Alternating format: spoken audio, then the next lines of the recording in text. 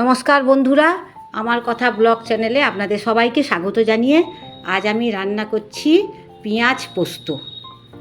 তো এই পেঁয়াজ পোস্ত রান্না করার জন্যে প্রথমে পেঁয়াজগুলোকে আমি খুব সরু সরু করে কেটে রেখেছি।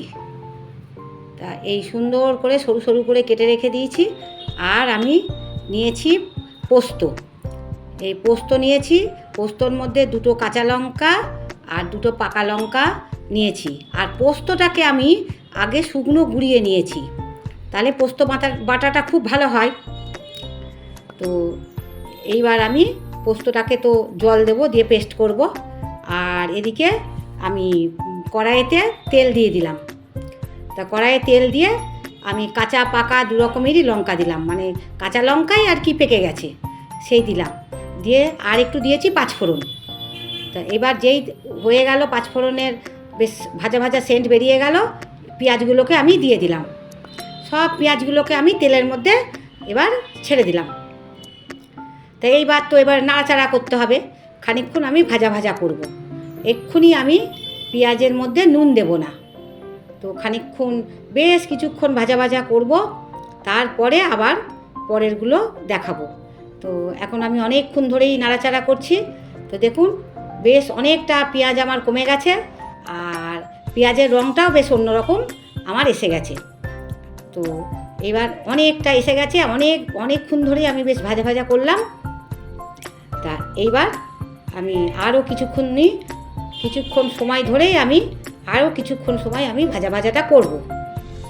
তাই এই যে দেখছেন আমি নাড়াচাড়া করছি। তো এবার আমার খুব সুন্দর ভাজা হয়ে গেছে, তো বেশ রং ধরে গেছে পেঁয়াজের। আর এইবার আমি আরও কিছুক্ষণ নাড়াচাড়া করে নিয়ে তারপর আমি দেব পোস্তটা। তা চেষ্টা করছি যে আরও একটুখানি বেশ লাল লাল হবে, সেই অপেক্ষাটাই আমি করছি। তো এখানে আমার পেঁয়াজ বেশ লাল হয়ে গেছে, দেখুন পেঁয়াজটা বেশ আমার সুন্দর ভাজা হয়েছে, খুব সুন্দর সেন্ট বেরোচ্ছে, ভাজার সেন্ট। আর পেঁয়াজ একটু ভালোভাবে ভাজলে খেতে খুব ভালো হবে, একটু বেশ ধৈর্য ধরে রান্নাটা করতে পারলে খেতে সুন্দর হবে। আর আমি দিয়েছি, এবার নুন দিয়ে দিলাম। আমি তো প্রথমেই নুন দিইনি, ভাজা হলো তারপরে আমি নুনটা দিলাম। আর দিয়ে দিলাম সামান্য চিনি, খুব বেশি আমি চিনি দেব না। তো আপনারা চিনি না দিতেও পারেন, যার যেরকম ভালো লাগবে সেরকমভাবেই আপনারা করবেন। তো এবার চিনি আর নুনটা দিয়ে আমি এখানে আবার নাড়াচাড়া করছি। তা খানিকক্ষণ নাড়াচাড়া করে আমি খুব সামান্য হলুদ দিচ্ছি, দেখুন খুব সামান্য হলুদ, যাতে হালকা হলুদ রঙটা আসে।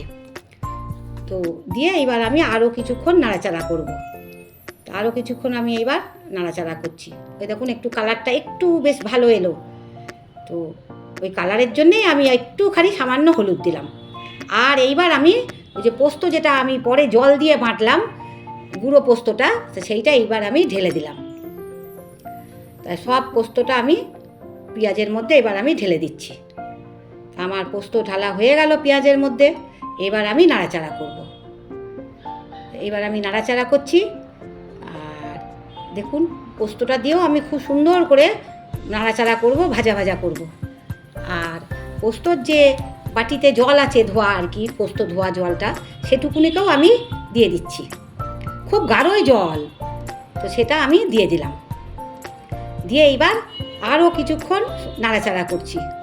দেখুন কি সুন্দর মাখা মাখা হচ্ছে, খুব সুন্দর হবে। তা নাড়াচাড়া করছি। এইবার আমি নাড়াচাড়া আমার কমপ্লিট হলো, এইবার আমি একটু ঢাকা দিয়ে দেবো। এই বেশিক্ষণ না, ওই 2-3 মিনিট বেশ ঢাকা দিয়ে দিয়েছি। তো এবার আমি ঢাকাটা খুলছি। দেখুন কত সুন্দর আমার পেঁয়াজ পোস্ত ভাজা ভাজা হয়ে গেছে। তো আমার পেঁয়াজ পোস্ত খুব সুন্দর ভাজা ভাজা হয়ে গেছে। এইবার আমি একটুখানি ভালোভাবে নাড়াচাড়া করব। তা এবার নাড়াচাড়া করছি ভালোভাবে, আর একটুখানি বেশ শুকনো শুকনো করে নিচ্ছি। তো বন্ধুরা খুবই সহজ রান্না, আপনারা এই রান্নাটা একবার করে খাবেন আমার মতন করে। তো আশা করি ভালোই লাগবে। তো আমি আর এই গরম ভাতে পেঁয়াজ পোস্ত বা রুটি দিয়েও ভালো লাগবে, তো আমি গরম ভাত দিয়েই খাবো। তো এবার আমার হয়ে গেছে পেঁয়াজ পোস্ত। এইবার আমি অন্য একটা পাত্রে দেখছেন তুলে নিচ্ছি। তো আর কি আজকে তো আমি পেঁয়াজ পোস্তটাই আমি রান্না করে আপনাদের সামনে দেখালাম। তো বন্ধুরা আপনারা অবশ্যই একবার করে খাবেন। আর দেখুন কত সুন্দরভাবে আমি একটা লঙ্কা দিয়ে বেশ উঁচু মঠের মতন করেছি, সবই মানে সাজানোর জন্য আর কি, ভালো লাগে দেখতে। তো দেখুন, আশা করি ভালো লাগছে। তো যাই হোক বন্ধুরা, আপনারা ভালো থাকবেন, আসি আজকে।